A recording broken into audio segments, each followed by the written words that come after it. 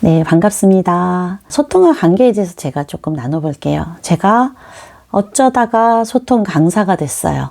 작년에 이마트 문화센터 20일에 강연을 했고, 올해도 봄학기에 이마트 홈플러스 한 14회 강연을 앞두고 있는데, 부모 교육하고 소통과 자존감에 대해서 이렇게 두 가지 주제로 강연을 하고 있습니다. 소통이 저는 제일 어려웠거든요.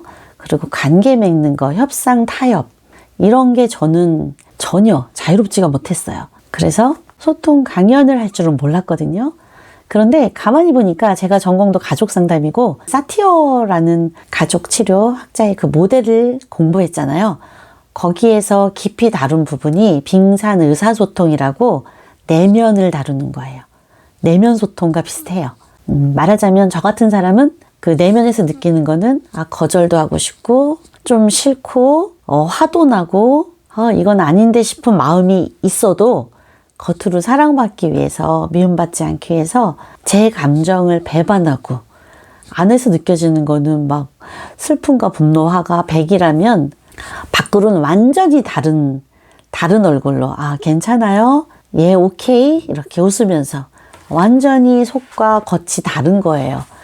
이렇게 소통을 하다 보니까 제가 피곤하고 힘들어서 그 내면 소통 공부를 열심히 했어요. 그걸 빙산 의사소통이라고 하거든요. 안과 겉이 일치적이지 못한 거. 그러니까 모든 게 너무 비일치적인 거죠. 그래서 그 공부를 오래 했다는 걸 알았어요. 누군가와 이렇게 소통하고 관계하는 게 너무 어려웠는데 제가 이걸 오래 하다 보니까 제 내면의 수치심을 많이 치유하다 보니까 제가 저한테 솔직해진 거예요. 비교적 안에서 느끼는 걸 그래도 온전히 표현할 수 있는 제 모습을 점점 변하는 모습을 느끼게 됐고요. 그러다 보니까 자연스럽게 소통 강연을 하게 됐어요. 가장 중요한 건 어떤 언어 환경에서 자랐는가를 제가 보면서부터 모든 것이 좋아지는 시작이 됐어요. 그게 뭐냐면 저희 가족들을 이렇게 보니까 저희는 굉장히 힘들게 아버지가 일찍 돌아가셔서 남은 가족들끼리 똘똘 뭉쳐서 살아야 했거든요. 그러다 보니까 규칙이 많아진 거예요. 그리고 정신 바짝 차려야 되니까 표현을 온전히 잘 못하는 게 있고요. 그리고 예의 바르고 착하게 자랐어야 됐기 때문에 더 그렇게 됐어요.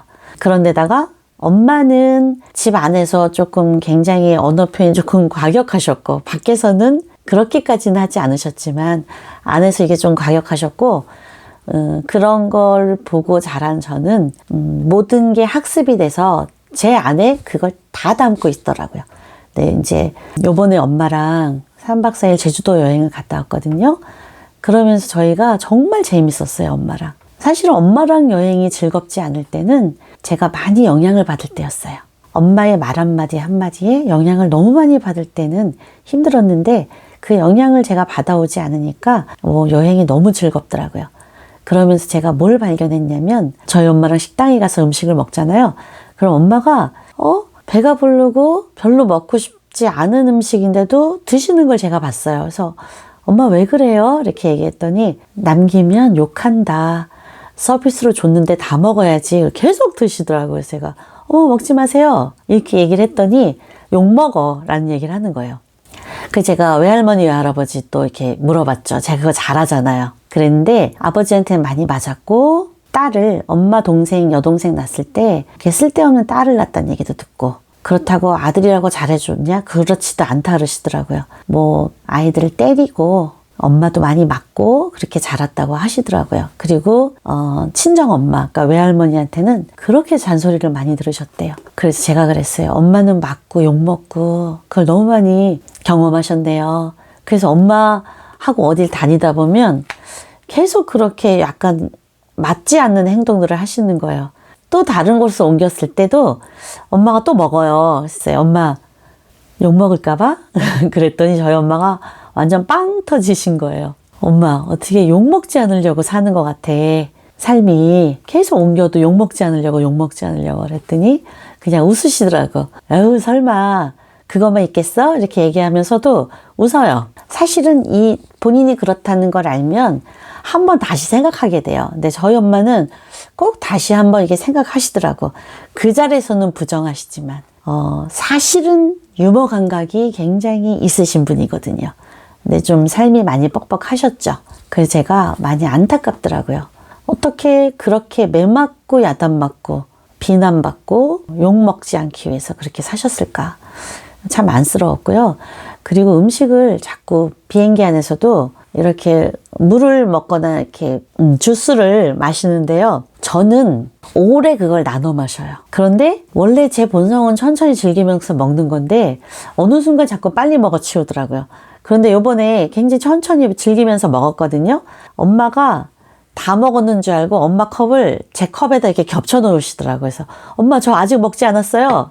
그랬더니 어머 난 다 먹은 줄 알았네. 그래서 깜짝 놀라서 이제 겹쳐 놓은 컵을 이렇게 열었거든요. 근데 왜 이렇게 빨리 먹어 치우려고 그러세요? 이렇게 물어봤죠. 그랬더니 엄마가 몰라 나는 어릴 때부터 그렇게 빨리 뭐든지 먹어 치웠대요. 빨리 먹었대요. 빨리 먹고 이랬구나 이렇게 물어봤더니 일도 하고 뭐든지 빨리 먹고 빠르게 일도 하고 잘한다고 칭찬받았대요. 친척들한테도 너는 어쩌면 그렇게 모든 걸 후딱후딱 하면서 시원시원하게 하냐 이런 칭찬을 받았다 그러더라고요. 아이고 엄마 그렇게 칭찬받아서 자꾸 빨리 먹어 치우는구나. 근데 엄마 빨리 자꾸 먹어 치우면 일만 많이 하잖아. 제가 좀 안타까워서 그런 얘기를 했어요. 엄마 어른들이 칭찬하고 잘한다 그러면 아이는 그쪽으로 발달될 수가 있어요. 이렇게 얘기를 하면서 제가 깨달은 건 내가 그래서 자꾸 빨리 먹어 치우는 게 습관이 됐구나. 사실 저 그거 싫어요. 근데 정말 저도 모르게 그런 습관이 된 것 같아요. 그리고 또 제가 아까 영양이라고 얘기했잖아요. 제 강연 제목 하나가 상처받지 않는 소통과 관계의 그 방법이에요. 그런데 어떤 분이 이런 얘기를 하시더라고. 상처 주지 않는이 아니라 왜 상처받지 않는이에요? 그래서 제가 우리는 상처를 가지고 있기 때문에 나도 모르게 상처를 줄 수밖에 없고 모르고 준다. 그렇지만 그 모든 걸 받아오지 않을 수 있다. 우리는 모든 걸 내가 받아와서 마치 나한테 하는 것처럼 마치 저 사람이 말하는 게 나를 뭐라 하는 것처럼 느끼기 때문에 내 잘못으로 느끼기 때문에 저 이전 같으면 엄마의 모든 행동 하나에 제가 다 영향받아서 이 여행이 너무 즐겁지 않았을 거예요. 그런데 지금은 제가 엄마가 말한 그런 존재가 아니고 나를 얘기하는 게 아니라 엄마 자신의 감정을 얘기하는 거구나 이렇게 구분이 지어지니까 이 여행이 즐겁더라고요. 자, 예를 들면 이거예요. 저희 엄마는 항상 신세 한탄을 시작하세요. 이전엔 그거 듣기가 너무 힘들었어요. 왜 우리 때문에 힘들어서고 내가 마치 그걸 해결해 줘야 될 것 같고 또 엄마를 달래기도 해야 되고 그건 아니라고도 얘기하고 계속 뭔가 해결과 자책과 이런 것들을 가져왔어야 됐어요. 그런데 요번에 운전을 하면서 또 엄마가 시작을 하신 거예요. 그래서 조금 더 엄마가 표현할 수 있게 얘기를 들으면서 어느 순간 제가 자동차 창문을 쫙 내렸어요. 엄마 쪽, 내 쪽.